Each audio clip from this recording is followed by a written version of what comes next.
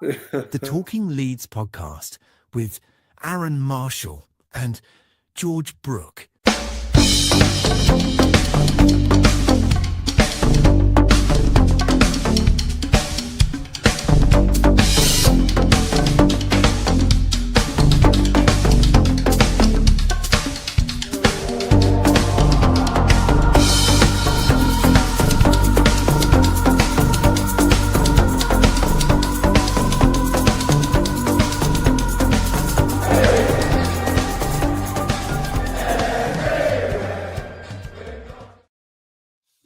Hello and welcome to Talking Leeds with myself, Arron Marshall, and goodbye, Daniel is with us today. No one and only Mr. George Brooke. George is with us. Good morning, good afternoon, good evening, George. I know you're ready to rant about Mr. Farke, and we're going to open the floor because how many games does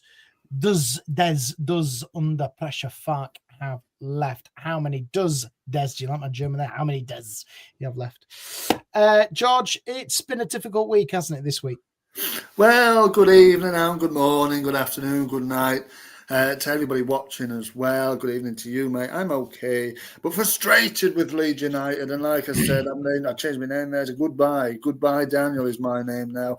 No, it really is not. But we've had a really disappointing week. Farke's been speaking sadly again today. And I said to you guys, nobody wants to hear him speak. Why is he still taking these press conferences? We don't want to know. And like I say, if you've got the opportunity, you might just catch a bit of it. And I did today. He's been talking drivel again, talking about all stats. Well, Daniel, we're 18th in the Premier League, mate. We've won one game in 6, and you're taking us right down to the Championship where you took us up from. So get gone. You're right. You're absolutely right, George. You're absolutely right. And for once, I agree with you, George. I just said to you, didn't I? And it took you a long time to come on my team, mate. I've been banging the drum since the start of the season. Yeah, listen, he's finding it difficult at the moment, is Daniel, isn't he? And I think the final straw for me was Sunday. The Villa game. I know me and Jerry have talked about it already on the pods, but it just was awful. It was self-destruct mode in the second half, and Unai Emery masterclass, which I've said before. Unai Emery knows what to do. Quality, world-class coach.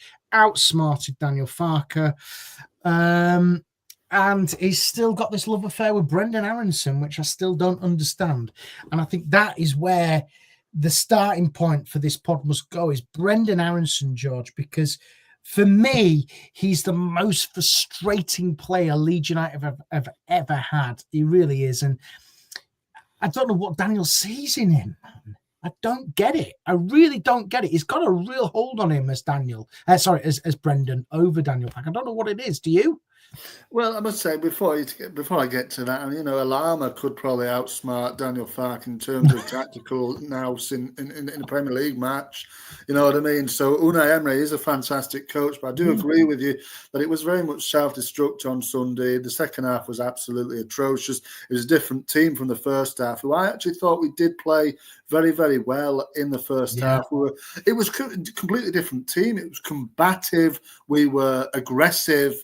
We got the goal, which was a scrappy one. It was a bit lucky, but we got the goal and we managed to defend it well. But in answer to your question, Aaron, I don't know. I mean, I've seen, a couple of funny things online really recently. And you can do, AI is good in parts, it's not in some parts, but I saw somebody, you can get these apps where you put two photos together and then they end up kissing and whatnot. Oh, and yeah, somebody had put it together with Aronson and Daniel Farke. I really don't understand the obsession with Aronson, particularly about playing him on the wing. I mean, if you're going to play him at all at this level, it's a 10 position, isn't it? Now, I've seen an interview with Brendan Aronson himself on an American podcast, and he was asked, what is your favourite position? What position do you actually play? And I don't think he could really answer it properly. And he probably doesn't know. Farke doesn't know. Why the hell are you playing him on the left or the right wing or whatever? It doesn't make any sense. I know it doesn't, and I think when Dan James come on and Willie Gnonto come on, I think that pace from James, which clearly obviously the goal chalked off, and James was involved with that. Gnonto, you had that little directness. You had two players in Willie and Dan who come in and challenge down those channels and have got pace. They've got that little bit of physicality in Gnonto as well. I just don't understand why he's not. I just don't get it. Brendan Aronson has got something over Daniel Farke. I have no idea what, but it is frustrating now. And he had a good game. What was the game? He had a brilliant game. And when was it? Was it this time? I think it was the last. Was it the last one? Not the last one. Forest, because it no, it wasn't Forest. It were another match, wasn't it? That he West Ham. Sorry, where the West Ham. Yeah, that's it. Scored. Yeah. He scored, didn't he? Yeah. And he assisted the Nemecha goal at Forest as well. To be fair, but I think ultimately, I mean, King Lemon saying he ate a dump truck. I'm not surprised, mate. I mean, we're all at that level, aren't we? With this Leeds United team, just shoveling anything down his necks to get rid of the thought of the team. I mean, it's horrendous at the moment. And Brendan Aronson, I mean, okay, at the championship level, but he was all right, wasn't he? But that's probably his level. I think you can't, particularly if you're playing him on the wing. I mean, what are you doing? What needed to happen on whatever the heck of the game was, Aaron, Sunday, was, bin Aronson, put Dan James on, and put Willie Gnonto on as well. And that's what, and I don't, there was a fan who approached the technical area. I don't, you do not do that, fans, Leeds United fans, any football fan should never go and approach a manager. But you could see people around from where I was sat in the Kop, they were, when the crowd starts saying make a sub, I could hear it. Yeah, you could hear it. It's clear as day. When the fans were saying that, they can see it. Why he couldn't see it, I have no idea. And it's incredibly frustrating, George, that we've got to this stage now where the 49ers are dead silent. They're not saying a word. You would have thought because of the crowd as well, George. And I know it's different when you're watching it on Sky. But the crowd on Sunday at the final whistle, it was very deflated. It was very, we've given up here. Yeah. It's not when you got I predict a riot on and you get all this, it's bouncing, and even if it's a defeat, you still clap them off. But fans were walking out dribs and drabs. It was awful. It was that when it's getting to this stage, Aaron, and we've followed Leeds United for years, and it comes to this point. You know when it's come to the end of a tether with the manager. It has, and it just feels very much like this now. It's all doom and gloom. People are not happy, and they're starting to just almost accept that this is how it is, and it's not how it has to be. Daniel Farke can go, it can be re-injuvenated, a win, bang, we're up, and a win at Ellen Road soon, and it gives us the confidence. And people are dribbling in, hi to Keyline and David Lofthouse says, the next 3 games are going to be miserable. Of course they are, David. What else is it going to be? Let's jump into the comments. So, good evening to Jimbo as Sky Forster Early, but they keep trying, but we don't talk to him. Good evening, Ian, and Ryanair is clearly Ryanair off. What a great name, Ryanair off. Do you like Ryanair? KFC Ryanair is it tonight, Ryan? KFC for you, fully loaded meal or something. I don't know. Do a veggie option. So it's just doom and gloom at the moment for Leeds, isn't it? There's no real. I don't want to talk about the next 3 games because they're just awful. I might just switch off from Leeds over the next couple of weeks and just hibernate, just hide away from watching any Premier League match of the day, etc. They've got Manchester City away on Saturday. I don't even want to know how I don't even want to predict it because it's just going to be awful. Chelsea midweek, and I don't even want to. Chelsea, by the way, it looked fab. I'm going to swear then. I will say fantastic midweek in the Champions League, and I know Liverpool, blah blah blah. They're out of form, but Leeds will not beat Liverpool at Ellen Road. If they do, I will eat a T-shirt live on this podcast. Well, I think I will eat my words, but it won't happen, and I don't care. It just won't happen. When Leeds are when somebody's out of form, the best team to play is Leeds United, and they'll sort it out. They'll give us a good hammering. You know, that's what I'm saying. I mean, I don't want to talk about them. I don't want to. It's just awful. I mean, Man City have lost 2 in a row, obviously last night. Yeah, and then listen, against that's Newcastle. fine, but they will give us the biggest hiding we have ever had. It will set Premier League records. It'll be more than 9-0. We've already been 10. It'll be 11. We've already been beaten 7-0 there a couple of years ago, weren't we? Yeah, it'll be worse this time. It'll probably be around that sort of scoreline because we're all envisioning it. I mean, to be quite honest with you, Arron, I hate to say this because it's our team and we don't want them to lose, but we kind of all are kind of hoping that they might do that because that might be the only case where the 49ers might go, right, you're done right now. But the 49ers, I don't think they're smart people. They'll go, well, Leeds aren't supposed to beat Manchester City at the Etihad. Leeds aren't supposed to beat Chelsea at home or Liverpool at home because they're too good. They might think that and think, sod it, we'll just wait till Brentford and might have a shot. But that's London. We don't win in London, Mr. 49ers. I think ultimately, Arron, if you the badness is there, 5 defeats in 6. You know, if you continue it on, it'll be 6 in 7 come Saturday night. And then where does it 7 end? in 8, it's never 8 in 9, 9 in 10. Exactly. It's not going to end on Wednesday, is it? And it's probably not going to end the following Saturday. So what's the point in continuing it? And more than so, we're delving deeper into the relegation zone and further away from 17th position. What's the point? Everybody can see it. Literally everyone in the whole vicinity of Leeds United can see what's going on and can see what needs to change. And all it has to be is for them to say, right, you're done, Daniel. We've got a new man in. And to be fair to them, Arron, they might be waiting for to cross the I's and dot the T's. Sorry, the other way around, dot the I's and cross the T's. On a new manager to come in. That might be what they're waiting to do, and then just completely go bang. Keep the comments coming in, guys, because we do read them and we'll put them on because I think, you know, when you guys put comments on, it really makes our job easier because there's some fantastic comments coming in. Good evening to Clive, regular to the show. He says, we don't want a new manager to come in straight away. I really don't care, Clive.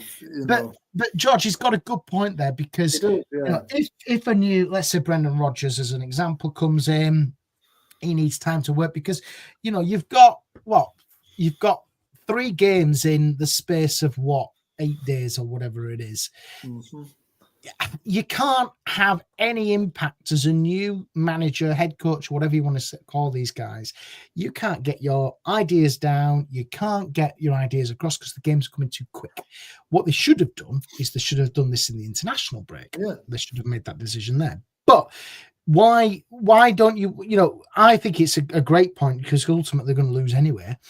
And if you're going to get some momentum, et cetera, you need to, you know, make that call. So if we sack him now, it'll take them a few days, a few weeks probably to get somebody else in. I don't think it will. That's what I'm saying. That's what they're waiting to do. They're waiting until it's completely sorted with a new manager to then say, right, Daniel, you're done because the results have been shit. And, you know, and the fans have lost all confidence in you. And when the fans lose confidence in you, I mean, how low must he feel, to be fair, when the whole of the stadium or the whole of one stand where you are, Arron, is screaming at him in the 63rd minute or whatever to say, make a sub. He's the damn manager. I mean, you know what I mean? And he knows as good as anybody that the fans are well against him now, and it must be difficult. But that's your job. You've just got to keep going until you're relieved of your duty. But easy here. Look, Farke said last season was the best in Leeds history. Well, he keeps banging on about that, but that's gone. It's done. Yeah. Ian Barry says Haaland will tear us apart single-handedly, and then Chelsea will batter us, and in shocking form, Liverpool will also batter us badly. Well, it's right. It's right. Well, yeah, I mean, it's Estevao, isn't it? Estevao Willian. We know, but the world is getting to know him. Obviously, we knew him before. I'm talking Brazil ball for Palmeiras, but he's now showing what he's good at, isn't he, Estevao? And that goal on whenever it was Tuesday was very, very impressive for a young lad. But he's a great player. I'm sure he'll have a bit of a say to say in the game. Interesting. The Southampton did start it off, David, but it also went to the top.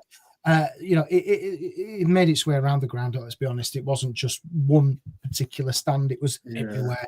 Everybody was shouting it, and you could clearly see it. Let's have a look here in the comments. This is a great name, Easy B says Farke said last season was the best in Leeds history. It was on paper. You're right there, Mr. Farke, but it was hard to get there. In this, Aaron, who cares? It's gone. It's gone, it's great that it happened, but you can't just live off what you've done, last year, 2-3 years ago. You've got to keep evolving, and it's gone stale. Like I said, we've watched Leeds United for years now and followed them, and you can understand when it's getting to the wall of the managers just slamming against it and nothing's happening. It needs to change. But ultimately, and like Clive says here, a new manager bounce needs to be against clubs who aren't the rich six. Those top six, your Cities, your Liverpools, your Arsenals, all those big boys who are coming. Anything you get against any of these teams is a free hit.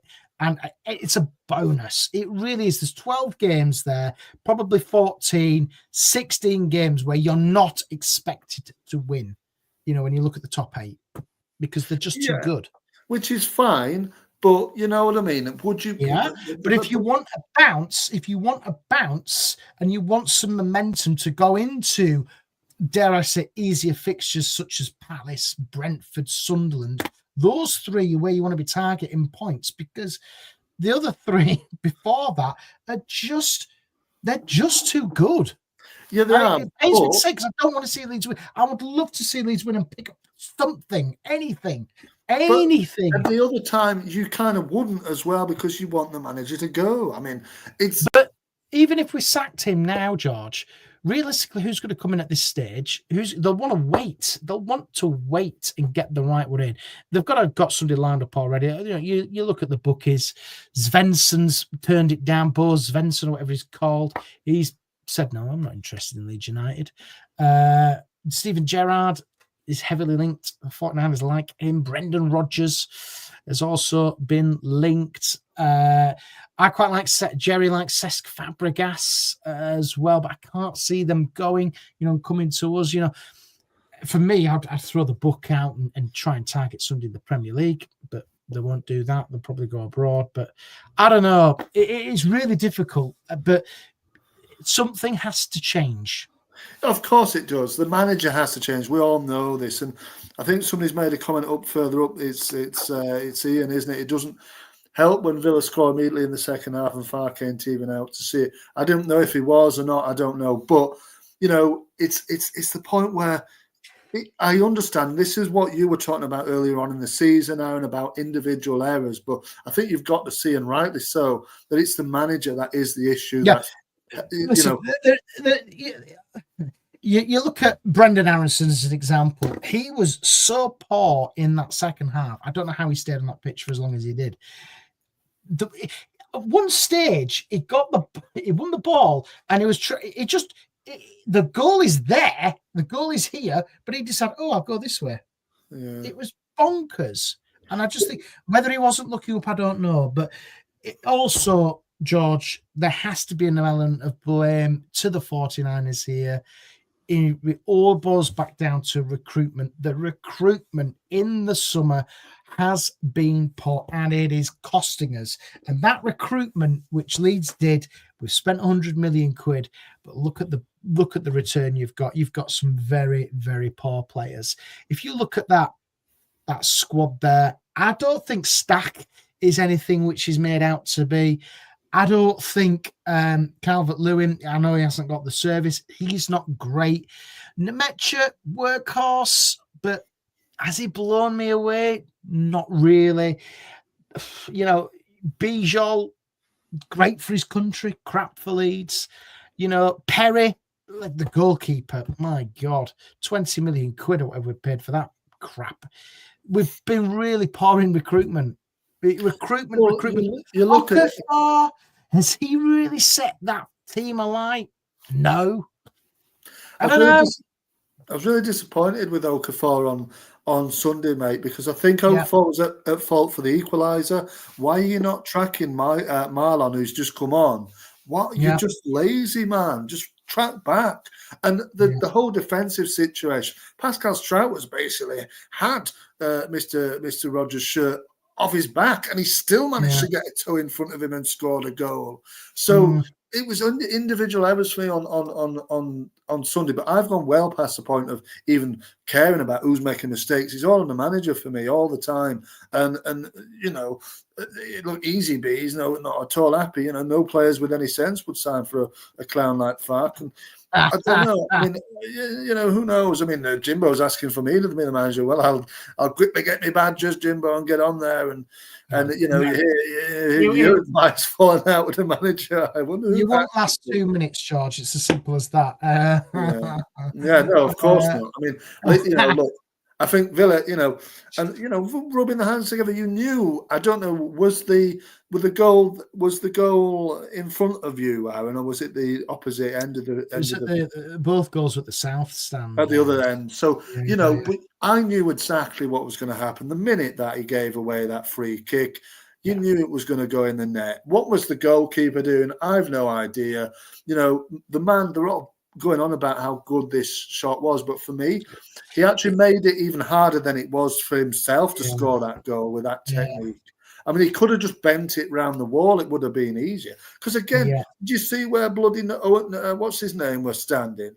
What the fuck? The wall was there, and he stood over here. It's like, go on, man, just pass the ball into the net. I know. What was that about? It's frustrating. The way they crumbled was just. I've never seen anything like it. It stunk of the playoff semi-final game against Derby. It really did. It was up there for me, how they just completely collapsed. They were on top in that first half. The first half, George, that physicality really getting stuck into them was right. Do you know what? Yeah, I like this. I quite like it. Yeah. It was good.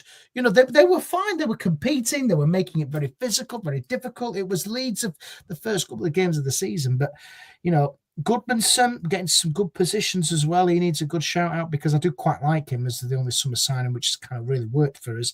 But you're still relying on your old boys. And Tanaka, I know he was taken off for a sub because he was at the risk of a red card. But you're still looking at your old boys, your old championship boys to kind of get you out of the shit, really, if I'm being honest. He threw Pirro on, he threw Tanaka on. I know Tanaka came off, but he took him off for... who did he take him off for? Stack. It's just... I don't know. It just... Joe Rodon was fantastic, by the way, as well. Really rate him. Real workhorse, but I don't know, George. I can't see. You look at that squad now, and I can't see a way Leeds get out of this unless they spend a lot of money in January. I think Joe's the only one who's really quite steady with his performances. Pretty much, he's stepped up. Joe Rodon has stepped up from the Championship to the Premier. He really has. He's a very good player, but other than that, like you said, Arron, it's the same old adage for Farke is, we're losing the game. Let's throw on all the bloody attackers and see what they do.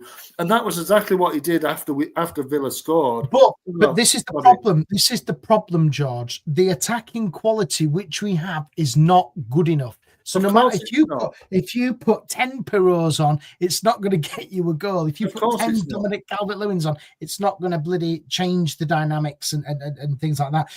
The equaliser which they had was handball. It came off Dominic Calvert-Lewin's hand. You think, oh God, it was just. I mean, that was ridiculous, wasn't it? Because he's a professional footballer.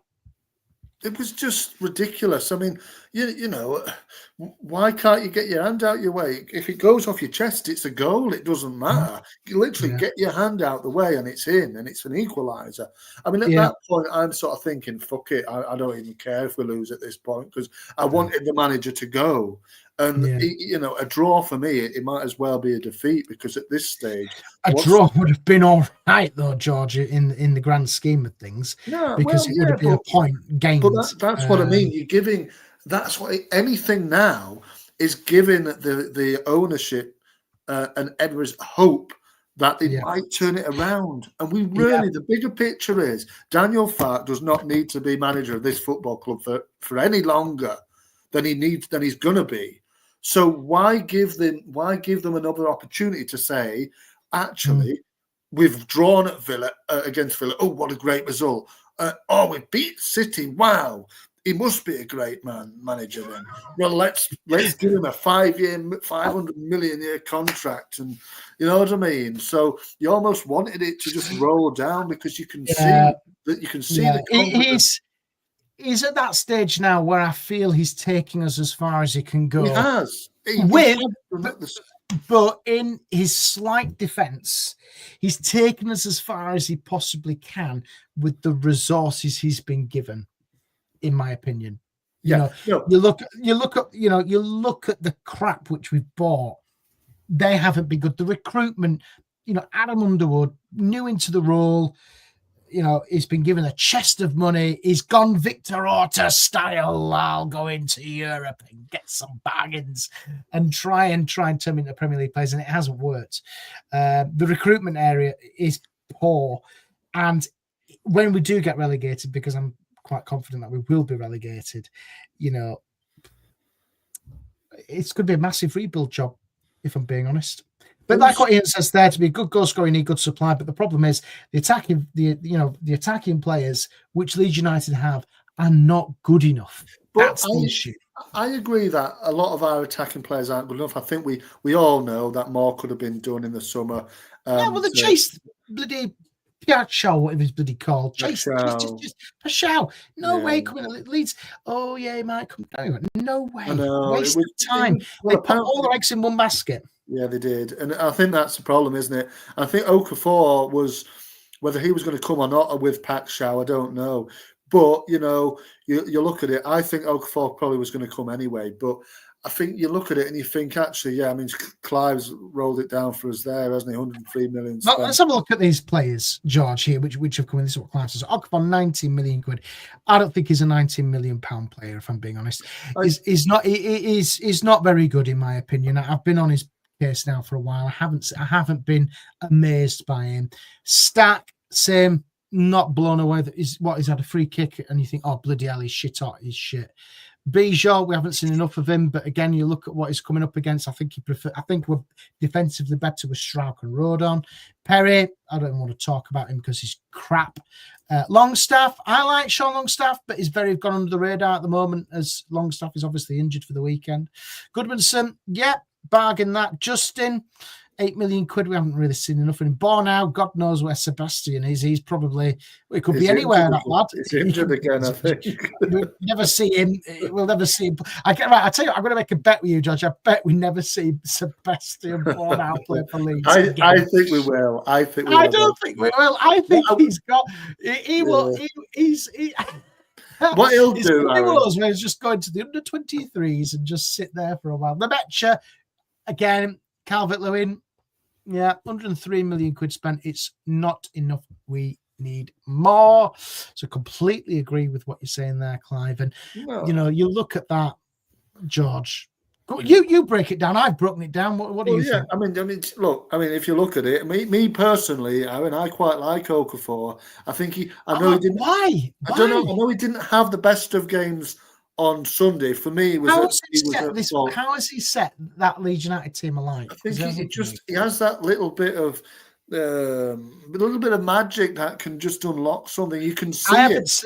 I haven't seen it. You can see it in spurts. It's not been consistent enough, but no. I think and this, no. I think if you look in the comments, get people in the comments. Come on, what do you think of Okafor? I see that Okafor can have his place in this team, and for me, you break it down. I've said to you guys 4-4-2 with Okafor and Willie Gnonto on the wings. Because you can see him and Willie giving that little bit of flair about the team, a little bit of creativity that it's completely lacking with like Dan James and Jack Harrison say on the wings. It's rubbish. But look at Stack. I'm not fully convinced. Biol probably end up going out on loan when we get relegated. It'd be another one of these. Who's that? Who'll go on? Biol. We'll get relegated. He's got like a 4-year contract or something. He'll spend his rest of his days on loan in Spain or Italy again or whatever until we go up, and he might come back.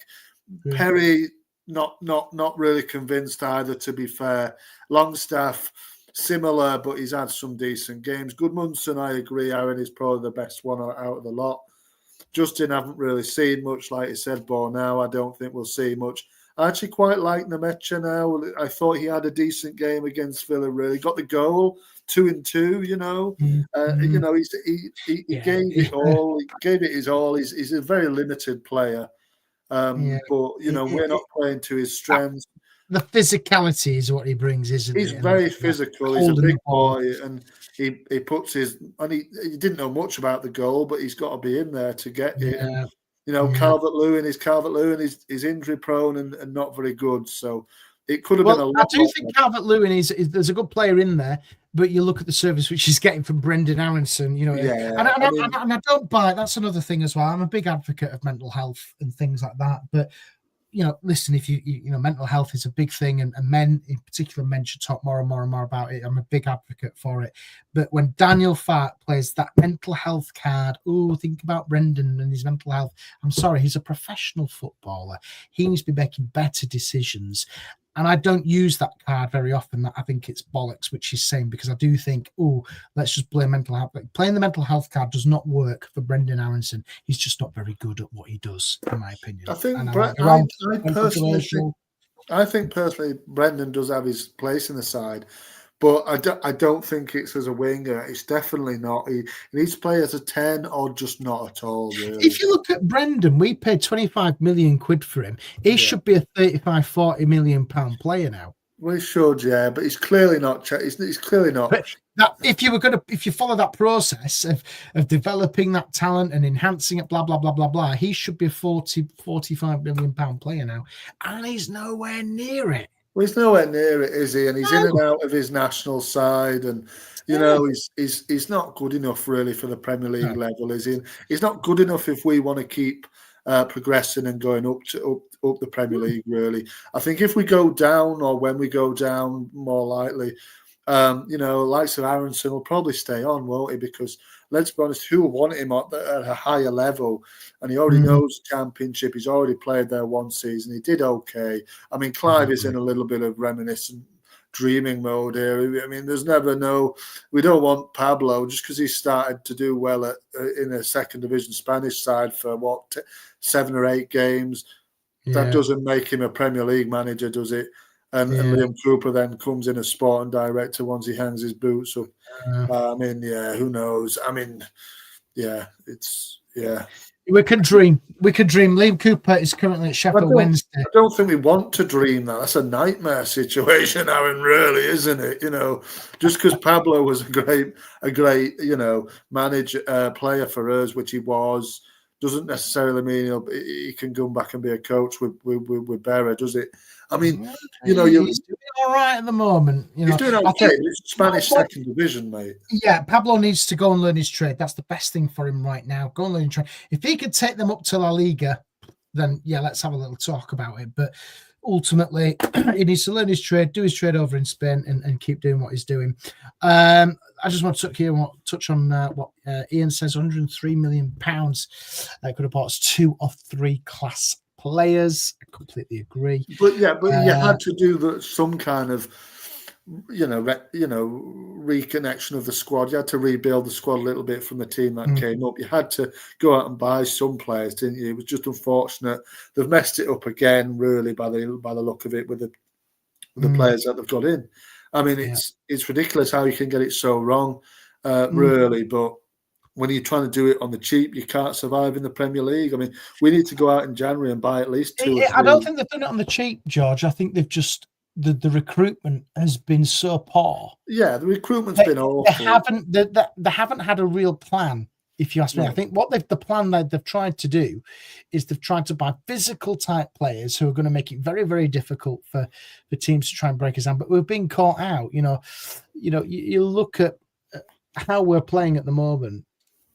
It's just an open door. That's why I worry over these next 3 games because. And like Clive says, Ipswich spent 150 million and they were awful. I mean, and they Look at Sunderland. Yes, it can work. Right. I mean, Sunderland have gone in with the Nottingham Forest kind of mould where they're just throwing money and buying whoever's breathing and then see who works. You know what I mean? Yeah.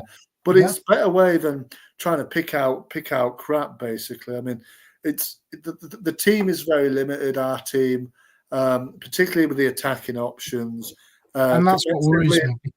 Defensively, it's falling apart now as well. And so where do you go from here, really? The manager will cop it in the next, God knows however long he will do. Whoever comes in, has got to find some new ideas. But some of the lads just need defreezing basically from the squad, like Sir Willie Nonto and Dan James, like you said, why not play them guys? They're amongst some of our aces in the pack. Why are you not bothering with them? And bin off Brendan Aronson, get a couple of nice players in January, and you can just try and rebuild it and try and do enough to stay up, and then because you don't want to go back down to the Championship. Who survives this team if we go down to the Championship, Aaron? Because a lot of them will jump ship, like I said, the likes of Biol and all the rest, probably try and get loan moves away, It depends what's in the contract. I think I would hope that the 49ers don't have those stupid clauses. I'm sure they won't. They will have something where there will be a release clause in the majority of the new, those new kind of players. I do think there will be, some clause. We don't know what it is. So who stays? I'd love to see Goodmanson, but I think he will get, he'll get scouting. He'll go. Who else? Dominic Calvert-Lewin in the Championship. Would he want to stay there? I can't see him. His wages will be a stumbling block for him, if I'm being honest. He's on one of the biggest high-paid players at Leeds. Who else? Okafor, he won't stay around. So you can see Sean Longstaff hanging around. I can see him doing a bit of a shift in the Championship, but I don't know. We're not at that stage yet, George. We're not at that stage yet. Plenty of games to go. It's only one thing, and I know we've kind of ranted for the last 38 minutes or whatever about Farke. But what got me as well is when I got into my car, and I got into my car, put Radio Leeds on, and he's talking. For oh God, here we go. He says that we've got to play teams around us at Ellen Road, and 6 more wins will be enough. Do you agree with Daniel on that one? 6 more wins. 6 wins. We've won 3. We've won out of 3 out of 12. Where are those 6 wins coming from? And a couple of draws as well. He says a couple of draws here and there. Another 12 games, 24 games in, we've got 6 wins, and then 30, another 12, 36, we've got, another 3, we've got another 3 wins. It's not going to happen. I can't see this happening. Unless he's deluded, man. He's gone and he's just talking crap. He's just talking and talking, bringing up shit all the time because he knows he's done. He knows he's done. But But I think, well, first of all, 6 wins isn't going to be enough to keep you in the Premier League. You got to get to that magic 40. That's the safe kind of guaranteed Premier League safety, isn't it? 40 points. I think only one team have been relegated on anything above 40 in its entire history. But 40 is generally the one that you're looking at. I just don't see where Leeds will pick up any more points, if I'm being honest. You've got Brentford away. Well, it's London. We don't do that. Sunderland away. Well, Sunderland are flying. I know they'll have a lot of half the teams pretty much off to the African Nations Cup, but I don't think that'll matter, if I'm being honest, because they've got momentum. And then you go into the new year. I know you've got Manchester United at home, which will be a great game, great occasion, but I don't see them picking up anything from there. They play Liverpool as well on New Year's Day. Who else have we got? Newcastle away? Well, no. Fulham at home. Now you're going into the 17th of January. You could have completely way out of touch by then.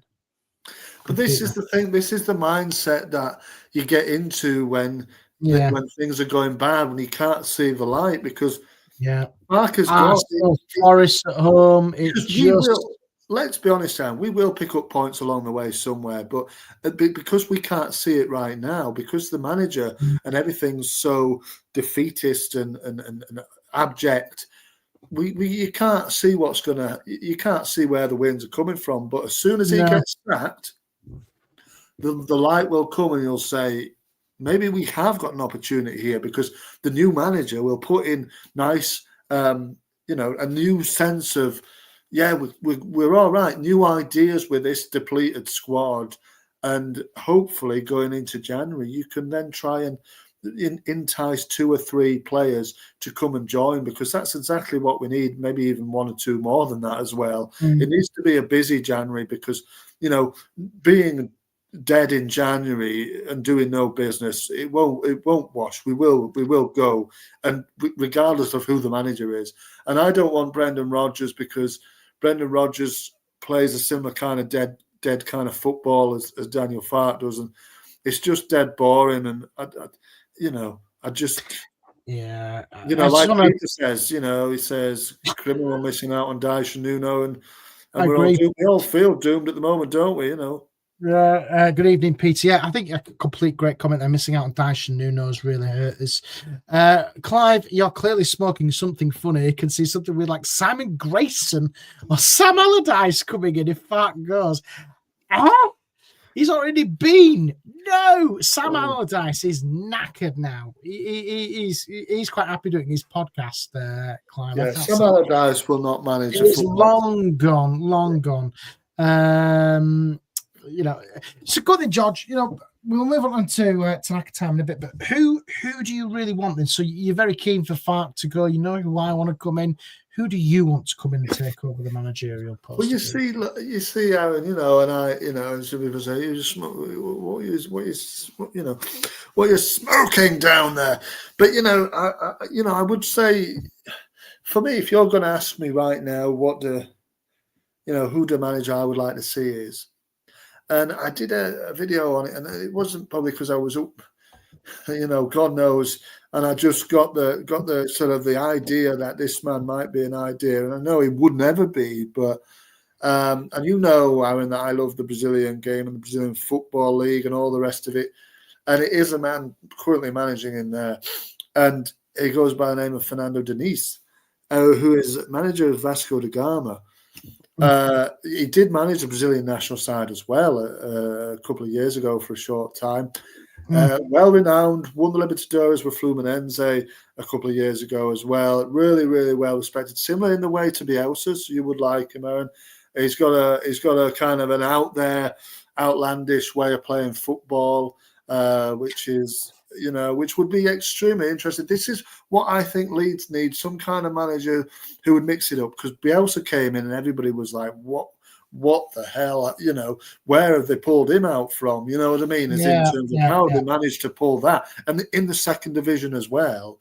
I think Leeds need something that would completely bamboozle the opposition to the point where they'd be like, we don't even know how to play against this kind of thing. Revitalize it with real innovative kind of football And, this is kind of, what's it called, relationism football, where it's more of not a structure as such. They're playing in sort of clusters.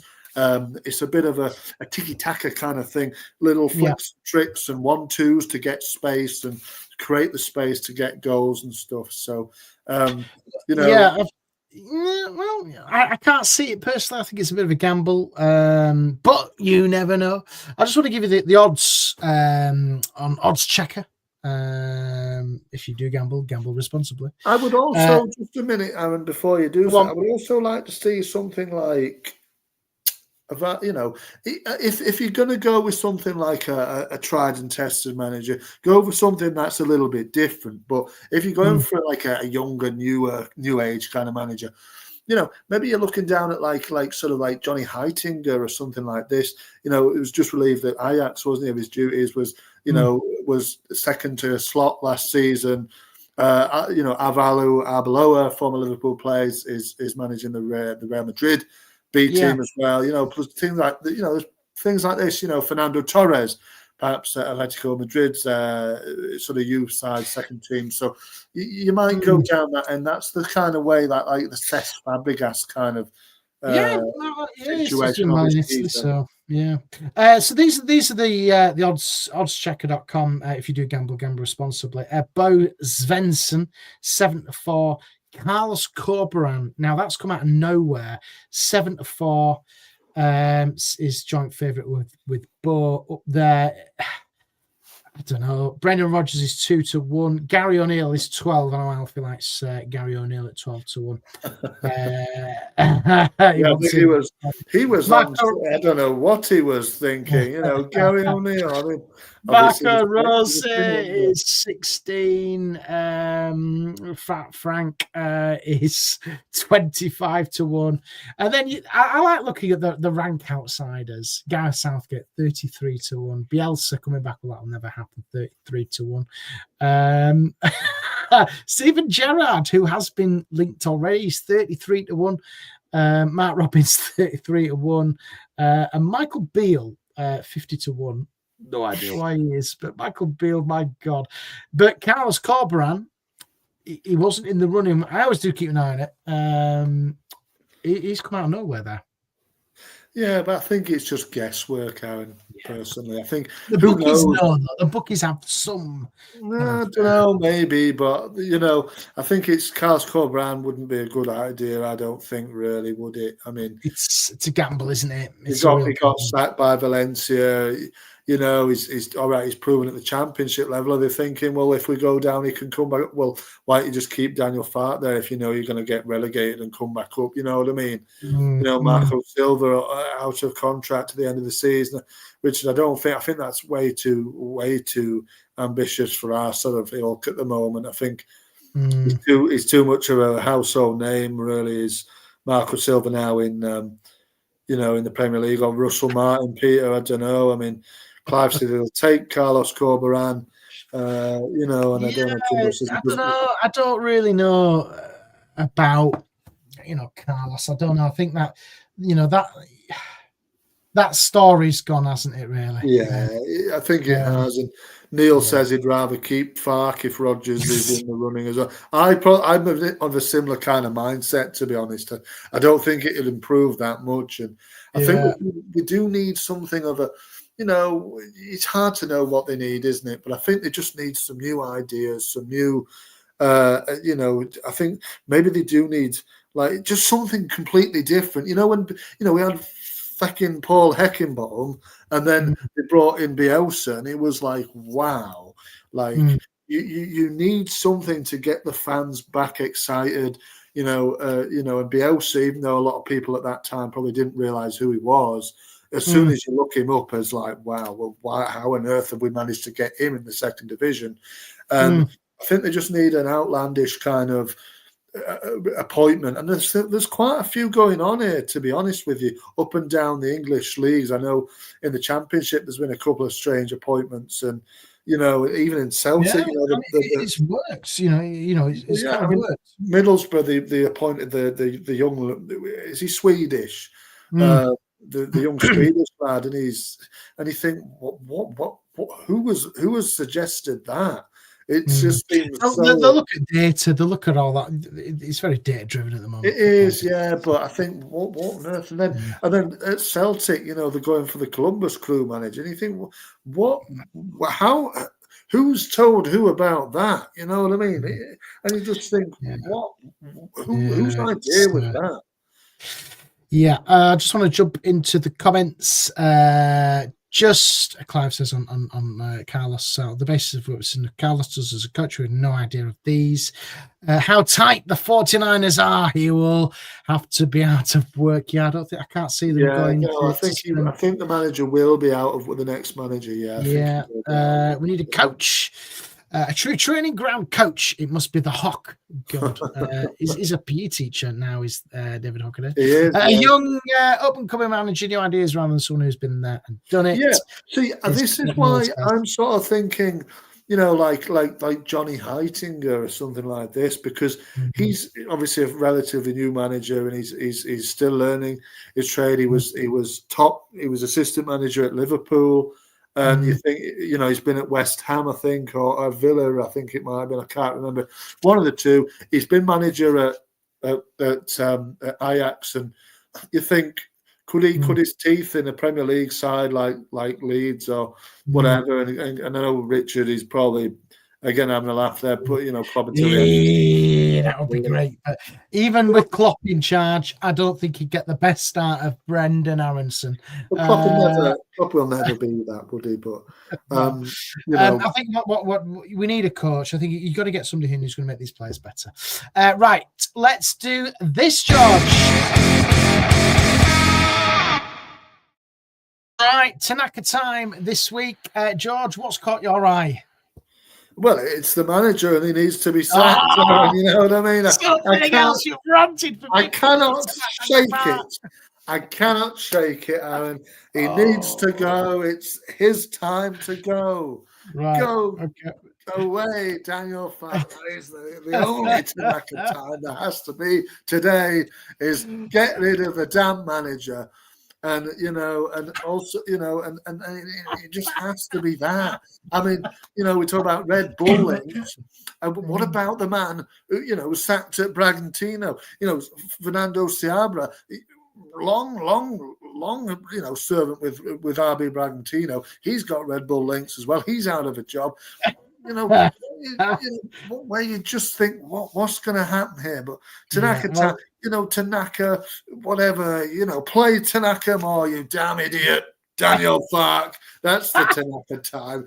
Fucking play him more, and get more out of him. Of course, Peter's going on talking about that invading fan, and if we want to talk about that, I mean, however old this man was, 60-odd-year-old man, why are you going to accost somebody else on a football pitch where there's thousands and thousands of cameras? How stupid are you, lad? You know what I mean? Do you know, it was actually Peter. It was going to be from me, Tanaka time. Listen, nobody should ever do that. It's just stupid. There was just where and how he got past the away dugout to I know Daniel said, I didn't see anything about it, but he literally got up to his face. I don't know, it's just stupid. I'll tell you why I didn't see anything about it. I'll tell you why I didn't see it. Because it was right. Because he's fucking blind. Maybe his hair was in the way. Blind, it's just stupid, isn't it? Listen, you don't do it, and then if don't, I know you just don't do it. The consequences is too big. He's going to get a ban order and whatnot. You just don't do it. Just don't do it. Let's have a look. The fan coach is Sunday League with no release clause. It could be our guy. Anyway. I mean, Tanaka, I just want to go through a couple more Tanakas. Tanaka time here. Ironically, Tanaka will get more game time with Sean and Anton out, says Clive. And another Jimbo. Jimbo's here. My Tanaka time is Tanaka. Did you see him snap that player's leg when he was playing for Japan? Yeah, it was pretty bad, that. So Tanaka's getting a little bit of little I don't know, bit of limelight. Tanaka time next week. We'll be back. So, George, let's get into it then. Leeds United's next game in the Premier League is Manchester City away at the Etihad. Oh, we've got to do it because we do it all the time. We've got to think about what the predictions are, and I don't really want to know, but we have to do it because it's what we do. What are you thinking for this one? Yeah, look, I mean, I think we're almost, like I said, we don't want a Leeds United loss, but I think when it comes to it, Aaron, we're going to have to accept that Leeds are going to lose this one. And I think we're all quite happy to take a big scoreline as a defeat if it means the manager needs to go. And every single time, Jimbo's saying 6. We can't afford our goal difference can't be hammered. I'm saying I think it'll be 10-0. To Man City, and I'm just saying because, and I'd hope at that point they would say, "That's it. We're not waiting any longer." In the table. We're going to get slapped. We're going to get it. Because Haaland obviously enjoys Leeds, doesn't he? Born in Leeds and all sorts. He doesn't give any grace to Leeds when it's on the football pitch. And I think and I couldn't believe this when I looked at it earlier. He scored 14 goals this season. The next one down to him on the scoring charts has 1. I mean, it's incredible. So in essence, Aaron, if we can somehow, if the Sunday League level players like Pascal Struijk and whoever else, Jayden fucking Bogle, who's been awful for like the last couple of months, unfortunately. Players like that, a Sunday League level goalkeeper like Lucas Perry and go. How on earth if they can somehow manage to keep Haaland quiet, then maybe I hate to say this in a way, but maybe we do have an opportunity to potentially drag something out. Do I think would I be happy? Obviously, yes. But ultimately, I'm strongly in the camp of any win now will just delay the obvious any time. And that will be, of course, like we spoke beforehand, Aaron, it'll be about it's a Jesse at Anfield moment if we beat them at the Etihad on Saturday.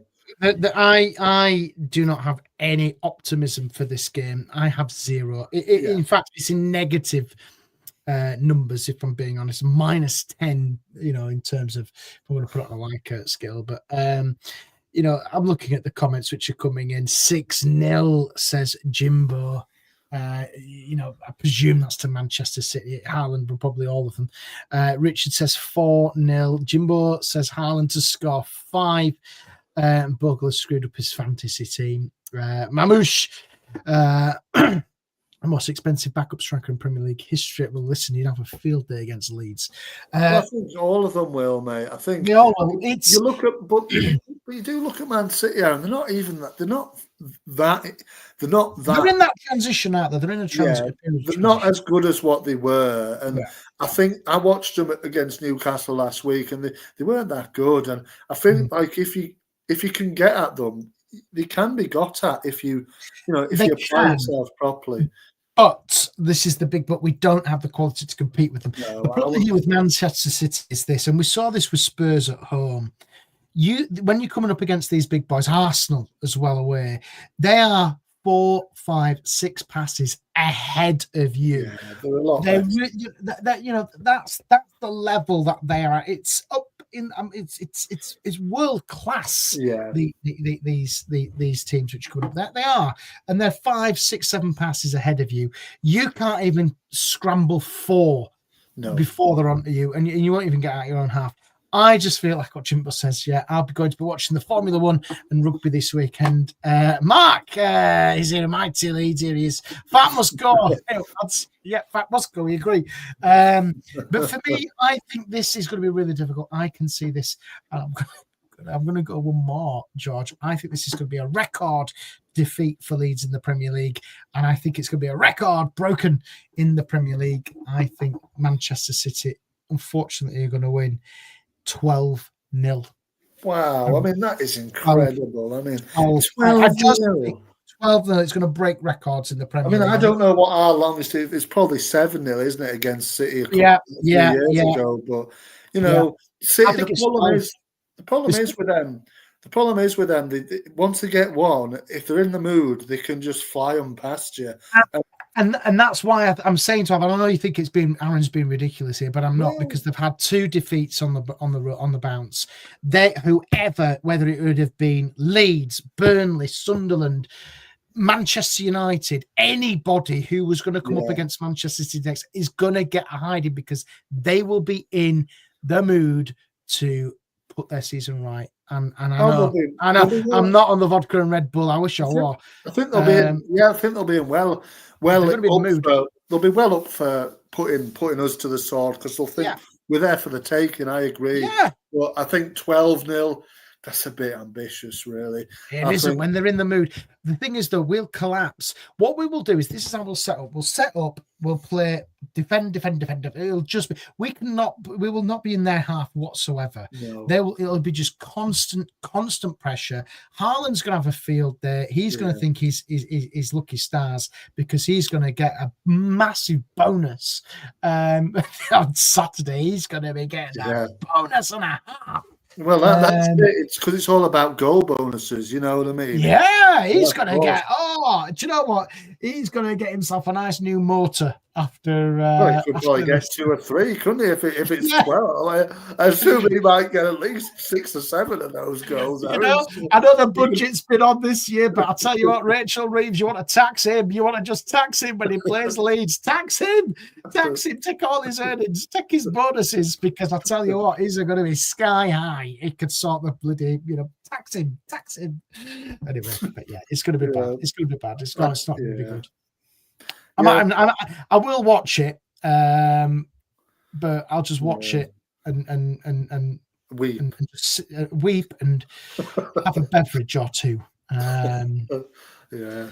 Just 3 o'clock on a Saturday. But listen, I do hope that Leeds give something to the travelling fans, because the travelling fans deserve a performance from Leeds, especially away from home. I do hope that they turn up and give them some form of a game, but I'm just not optimistic.